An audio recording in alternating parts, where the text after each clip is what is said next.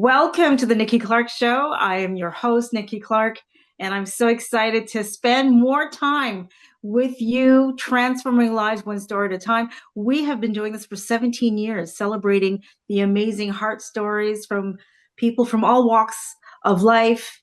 And I am here with another incredible woman. She is going to be sharing her story with us. So, today on the Nikki Clarke Show, we are honored to welcome Jessica Chalk, the owner and creative director of Four Keeps Preservation Studio in Australia. Love it. Jessica is the visionary behind a multi-award winning preservation studio dedicated to safeguarding life's most meaningful artifacts. Everything from wedding and memorial flowers to treasured heirlooms and deeply personal keepsakes. Using museum-grade preservation techniques, Jessica doesn't just preserve objects. She preserves stories, emotions, and legacies. And known for her empathetic and compassionate approach, Jessica works closely with families during some of life's most tender moments, helping them honor love, loss, milestones, and memory in a way that's both beautiful and enduring. Her work sits at the powerful intersection of art, storytelling, and healing, reminding us that we choose to preserve often reflects who we are and what we hope to pass on. So please join me in welcoming the amazing Jessica Chalk to the show. Welcome. Thanks, Nikki. It's been a pleasure to be here with you today. Fantastic. Jessica, I can't wait to learn more about you. So let's get started. Take us to the beginning. What inspired you to create Four Keeps Preservation Studio? And what was the defining moment that made you realize this work was your calling? So, For Keeps was actually created over 30 years ago by my mum. Mum had been a seasoned florist for a number of years when she married my dad. And when she returned home from her honeymoon and saw her bouquet that had died and wilted, she was heartbroken. And so then she was impassioned to find a system to make sure that others didn't feel that same heartbreak. For me, it was a little bit different. Obviously, the business was already there, and I started working for mum part-time as a school kid. I finished high school and was going to start in university and went, I'm not sure. Mum said have a gap year. And it was a couple of months into the gap year of hearing people's stories of love and strength and, the joy in the dark moments and all of those things. I was just captivated in being able to preserve those moments and have those go on for generations. It's just purely magic. Oh, it sounds like it. And your work is deeply emotional and personal. So, how did you discover your ability to hold space for people's stories while also creating something so technically precise? Yeah, look, the two come hand in hand for me in that they both come from a passion to help people and a passion where I genuinely care about people. So taking that time to listen to people, to give them space, not to always need to fill every second with conversation.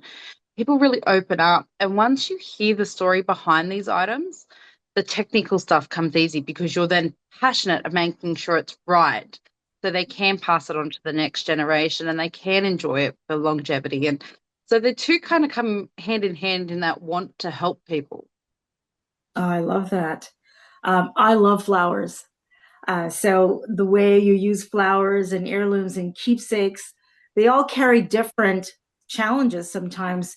Which materials are the most delicate to preserve, and what have they taught you about patience and craftsmanship? Yeah, look, they're all different, as you say, whether it's flowers or heirlooms.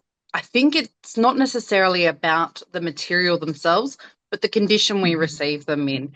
Sometimes these have been stored in attics and they're a little moth bitten. And that's obviously a lot more delicate than, a pair of baby booties that are only a few months old. So it really Right. comes down to condition. But for me, what it's taught me about patience is that if you want to do something right, that takes time, it takes money, it takes investment into knowledge, and you can't rush these things. It would be really nice if I could just do a one-stop shop for everything. But unfortunately, if you want things done right, you've got to take time and be slow and patient. And even if that means taking a break from it for a little bit and coming back into it with fresh eyes. I love that. I know in your bio you mentioned preserving the story behind the object. So, can you share a project that profoundly moved you and stayed with you long after it was completed? Look, I am a sole believer that every story I do stays with me. I can tell you stories from 20 years ago.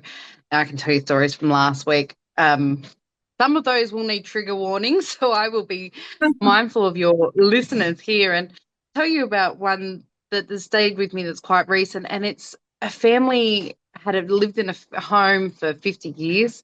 It was acquisitioned by our government to allow for infrastructure to be built there. So this is a family home that they'd raised basically three generations in, and they had to sell. So we took the chain and the padlock that they used to lock up the family gate. And on the last day that they locked up, they actually brought that chain and padlock with me, along with family photos in front of the house for the past 50 years. Because whilst for a lot of us, we say home is where the heart is, there is sentiment in that space and that building where first steps have been taken, first kiss were had on porches. And so to be able to have that as a heirloom for that family now to tell the next generation who didn't get to experience that space, but will still get to hear that stories, to me, again, it's that magic, it's that longevity that just transformed lives, I feel. Amazing. In a world that moves so fast, it often feels sometimes things can be so disposable. Why do you think people are yearning more deeply for tangible memory keeping? Yeah, look, we're yearning not necessarily for tangible memory keeping, but for connection and for community. You're 100% right. It's a fast-paced world. We're more connected than ever with social media. But the reality of it is we're all feeling a bit alone, and we're seeing that in our anxiety and depression statistics globally. That's not just an Australia issue. You guys are facing it there in Canada, and the US certainly is. And particularly post-COVID, we realized that these things of social media isn't forming real connections. And so there's been some recent research into filling our homes with meaningful objects. I mean, it's really nice to have a nice, clean, minimalistic home, but when you're not grounding yourself with moments of joy, it's really hard to get that sense of belonging. And particularly with children. I mean, you and I grew up where we had grandma's brag wall, right? Kenny got his scholarship, and there's a photo of Kenny that was framed up and put on Granny's wall. So I don't see what we're seeing as something new. It's more of a resurgence and bringing us back to good old-fashioned connection within our family units and within our communities ourselves, rather than relying on social media. Absolutely. I love that. And speaking to connection, I imagine many clients come to you during moments of grief and transition or celebration. So how do you emotionally prepare yourself for that responsibility? Oh, look, it is a massive responsibility, and you just don't know necessarily what you're going to walk into. As I said, there's pain in moments of joy, and there's beauty in darkness as well. So, practically, we are by appointment only, which we have to be. We need to be able to prepare ourselves emotionally, and we need to be able to debrief after that appointment as well. It also allows us within a team to set boundaries because we're humans. We have things going on in our own lives. So it allows my team to go, hey, not today. I'm not emotionally ready there to hold that space. And then we Mhm. can pick it up and another person can pick it up. Our offices are also set in the most gorgeous gardens here on 5 acres, which allow us to just reconnect back to nature, kick your shoes off, walk through grass, and ground yourself afterwards, which I just think is so important. Oh, I love that. I'd love to visit your establishment whenever I make a visit to Australia. I've never been there yet, but it's definitely on my list. Um, Absolutely. When you come down under, you're more than welcome. oh, I would love that. Thank you so much. So congratulations on, just having a multi-award winning business. But as a founder, What has the recognition meant to you personally and professionally?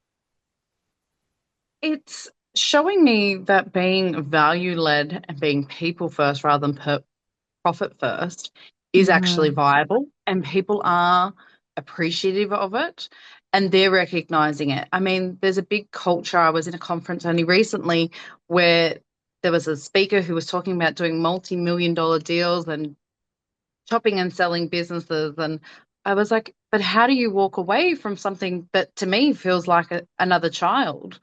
And Mhm. so that's when I get these awards, I realize that I'm not unique in my views. There are people out there that appreciate that. And it's not always about making a dollar. Sometimes it is just about connecting with people and creating spaces where people feel safe and heard and valued. Love that. Um, when someone chooses to preserve an artifact for keeps, what do you hope future generations feel when they encounter these pieces? Yeah, look, I love the idea that someone's going to find a piece, 50 or 100 years from now, and they're going to feel that sense of connection and that sense of belonging. And more importantly, that no matter what they've been through in their lives, whether it be positive or negative, they know that their journey started 50 to 100 years ago with love. And I think that is so important because I think that's getting forgotten. And so to be able to tangibly feel that your history had love in it has that sense of warmth that I think is lacking sometimes in our society today. So true. So true. What were some of the biggest challenges you faced building a niche business? And what advice would you give to creatives during, turning their passion into a sustainable enterprise? Yeah, look, I think the biggest ongoing challenge for both mum in the beginning and even today to myself is that trends come and go, and it's Mm, really tempting to be trendy and to get onto the latest bandwidths and particularly in, say, the wedding industry that's got a lot of external influences with fashion.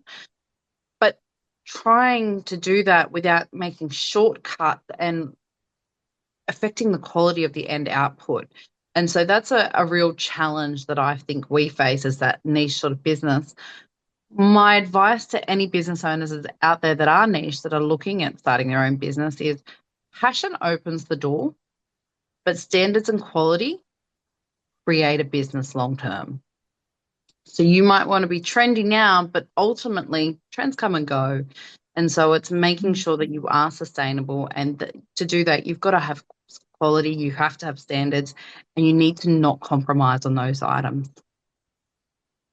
excellent. Great advice. So what's next for Keeps Preservation Studio? Are there new techniques or collaborations or visions? What can we expect in the future? Look, techniques is always something we're working on as technology improves. We're trying to stay abreast of what's going on.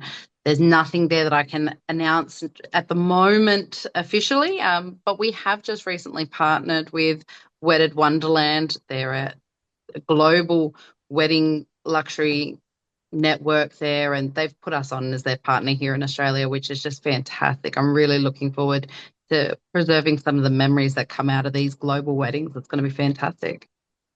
I love that. Well, finally, Jessica, when you look at your journey so far, what does legacy mean to you? And how do you hope your work will be remembered? Yeah, look, legacy is quite a complex one for me because obviously I am preserving things. So I'm physically creating legacy pieces every day. But what I hope for more than people looking at our exceptional product is that when these things are in their home, they feel something and they remember that positive experience they had here with us. And that's a feeling they want to give to others as well. And it's that paying it forward and ripples of change just through small moments. I love that. Thank you so much. So, Jessica, how can people connect with you on social media? Yeah, so we're at For Keeps Preservation. So that's FORKEEPS Preservation, all one word. On Pick Your Poison, we're on Pinterest, we're on Instagram, we're on Facebook. Otherwise, you can just give us a Google and find our website there as well. I love that. Thank you so much for your time, Jessica. I so appreciate, the pearls of wisdom, describing your business. It just sounds phenomenal. And I'm a sentimental kind of girl, so I have boxes full of things that I've kept over the years, hoping to find a very kind of intentional and meaningful way to preserve it for my children. So you've given me some really great ideas. And also, I'll take you up on that invitation to visit you in Australia. So thank you again for your time. No, thank you for having me on and giving me an opportunity to share my story, Nikki. Really appreciate it. My pleasure. Thank you so much for joining us here, the Nikki Clarke Show. You've been listening to the amazing Jessica Chalk. Reach out to her on social media. And if you're in Australia, Google her address and make a visit to her beautiful 5-acre establishment. And I know that you're going to be just amazed with the incredible artifacts and techniques that she has to offer. So you've been watching, and I hopefully you have been transformed. And we'll see you next time, one story at a time. Bye for now.